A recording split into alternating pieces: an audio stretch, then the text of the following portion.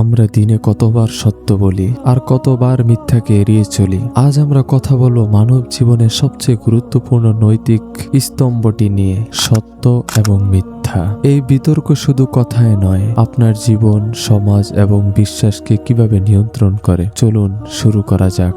সত্য শুধু সঠিক তথ্য দিয়েই নয়, এটি হলো বিশ্বাসযোগ্যতা ও মানসিক শান্তির ভিত্তি। অন্যদিকে মিথ্যা হলো সত্যকে বিকৃত করা, যা সম্পর্কের বাঁধন নষ্ট করে এবং সমাজে সন্দেহ সৃষ্টি করে। মনে রাখবেন, একটি ছোট মিথ্যা বড় অন্যায়ের দিকে নিয়ে যেতে পারে, আর একটি কঠিন সত্য আপনাকে আত্মবিশ্বাস যোগাবে। চলুন দেখে আসি ইসলাম কি বলে। সত্যবাদিতা ঈমানের অপরিহার্য অংশ। আমাদের নবী মুহাম্মদ সাল্লাল্লাহু আলাইহি ওয়াসাল্লাম আল আমিন উপাধি পেয়েছিলেন। আল্লাহ কোরআনে নির্দেশ দিয়েছেন, তোমরা আল্লাহকে ভয় করো এবং সত্যবাদীদের সাথে থাকো। মিথ্যাকে ইসলামে সকল পাপের মূল বলা হয়েছে। মিথ্যা সাক্ষ্য দেওয়া বা ওয়াদা ভঙ্গ করা মুনাফিকের লক্ষণ। ব্যতিক্রম শুধু সেখানেই যেখানে বৃহত্তর শান্তি রক্ষা করা জরুরি, যেমন যুদ্ধক্ষেত্রে বা স্বামী স্ত্রীর মধ্যে সম্পর্ক উন্নত করার জন্য। মিথ্যা বলার সবচেয়ে বড় এবং ভয়াবহ শাস্তিটি হলো পরকালে জাহান্নামের পথ।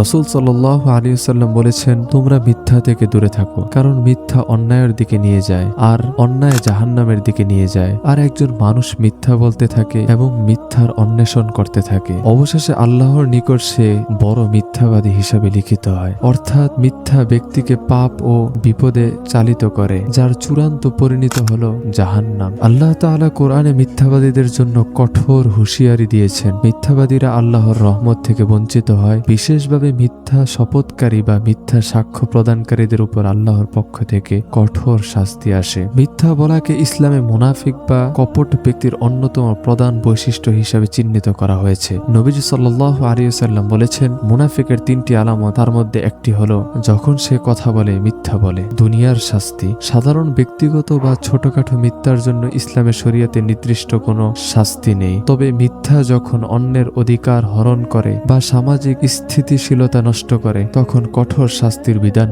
রয়েছে। এই শাস্তিগুলো সাধারণত বিচারকের বিবেচনাধীন শাস্তি বা নির্দিষ্ট শাস্তি হতে পারে। সুতরাং সিদ্ধান্ত আপনার। আপনি কি সত্যের কঠিন পথে হেঁটে দীর্ঘমেয়াদী মর্যাদা অর্জন করবেন, নাকি মিথ্যার ক্ষণস্থায়ী আরাম বেছে নেবেন? আসুন আমরা প্রতিজ্ঞা করি, আমাদের কথা, কাজ ও নিয়তে যেন সত্যতা বজায় থাকে, কারণ সত্যই আপনার শ্রেষ্ঠ পরিচয়।